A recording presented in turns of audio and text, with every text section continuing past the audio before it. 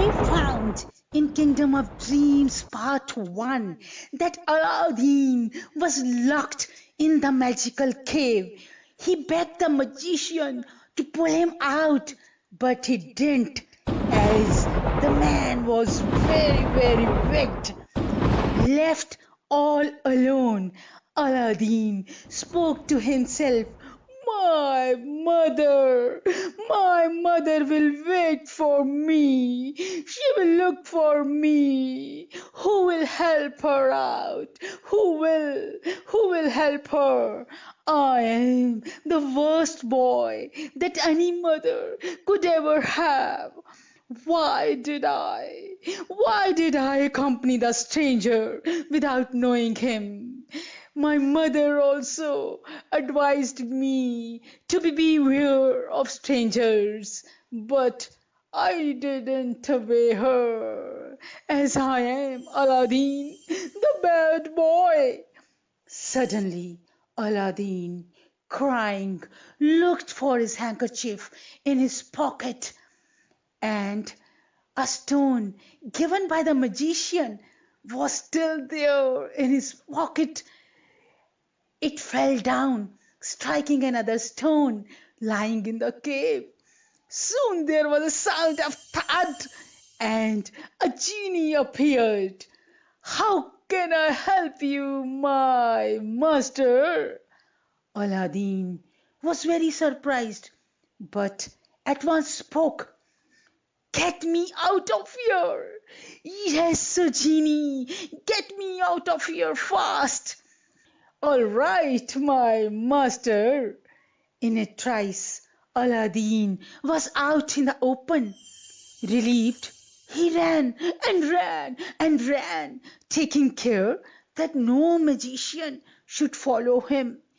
He had taken with him the lamp and all the treasure that he had collected from the cave.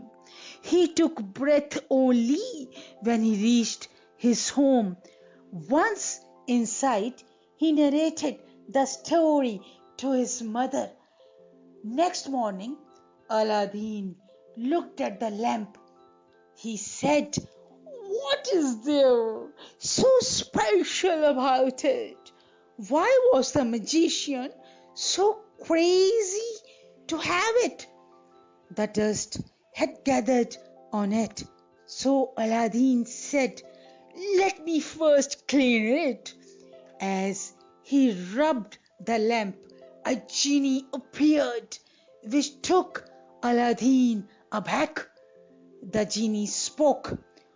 "What is your command, my master?"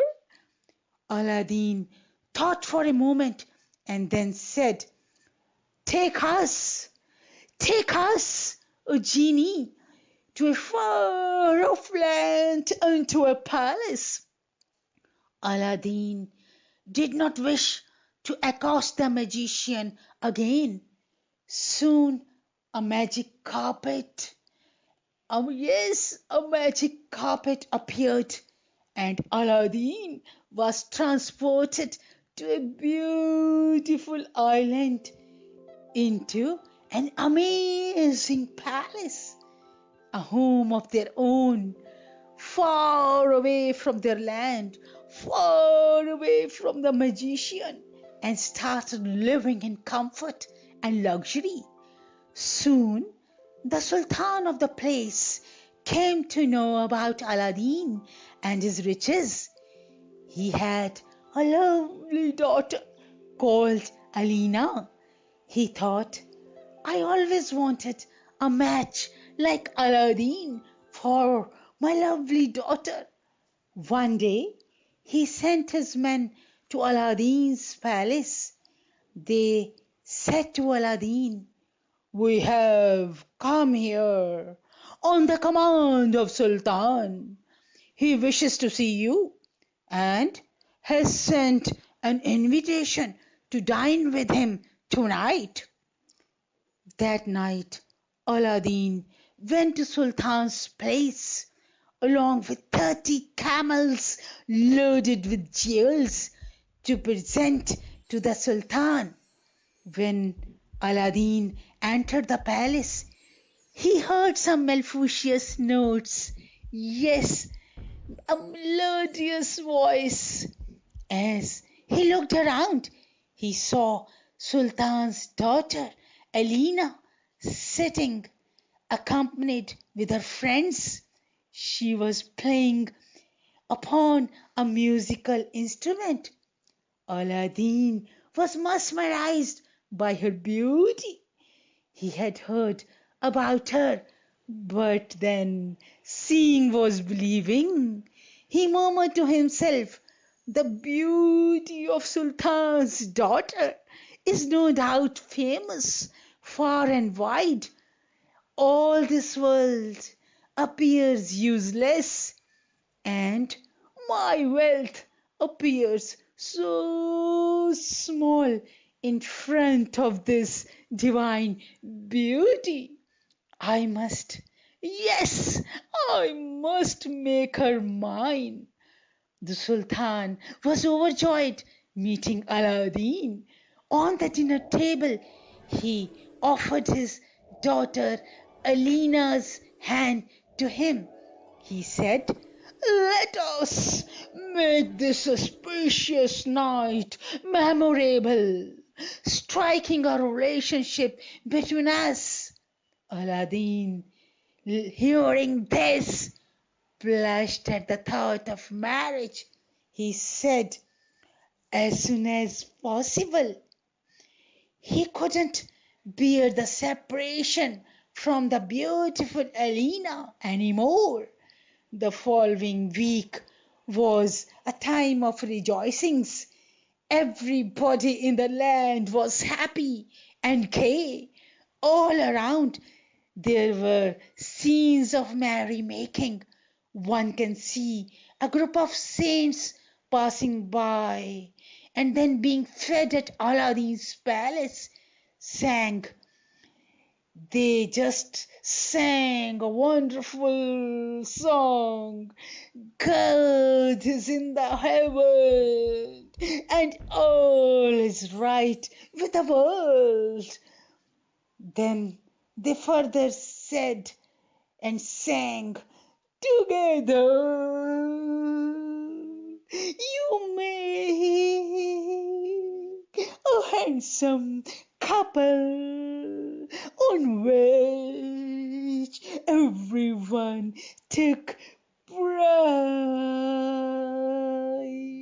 The heavens also peeped down and blessed both the groom and the bride. Together you made a handsome couple on which everyone took pride.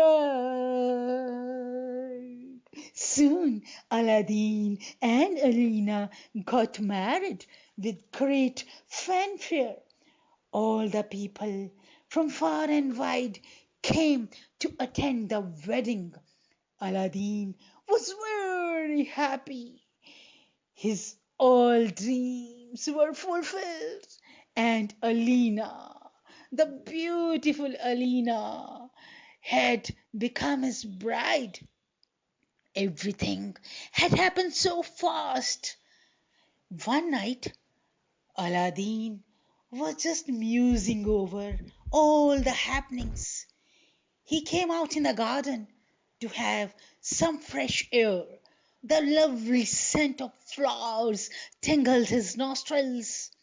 After taking a few steps, he was attracted towards some lights, red, blue, white, and green, which were emanating from the center of the water pool. The rims of water were overlapping, creating ripples. Overwrought by the scene, he sat on one side and looked up towards the star-studded sky. The moon appeared to be oversized, and the moonlight seemed to kiss the earth with its silver streaks. Suddenly, as he was looking at the moon and wondering at its size, he saw some images. He was baffled as in the moon appeared some images. It was divided into four halves, and each image could show some very distant and hazy images. He couldn't take his eyes off, as one of the image was of Alina with outstretched hands, and second was of his mother, and third and then fourth were of his sincere guards holding daggers in their hands. He had given his guards the responsibility of safeguarding Alina and his mother. Soon the moon turned black and the moonlight disappeared.